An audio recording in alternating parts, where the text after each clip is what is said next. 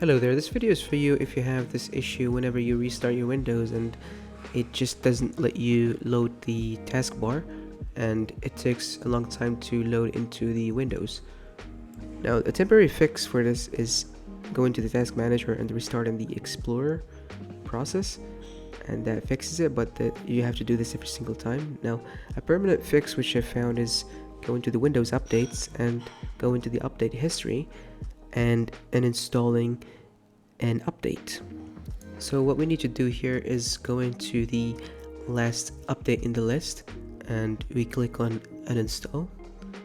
If that did not fix it, we uninstall the other one before it, and so on and so on. And after each uninstall, we restart the Windows. Just like as you see here, we just click on the uninstall button, then uninstall.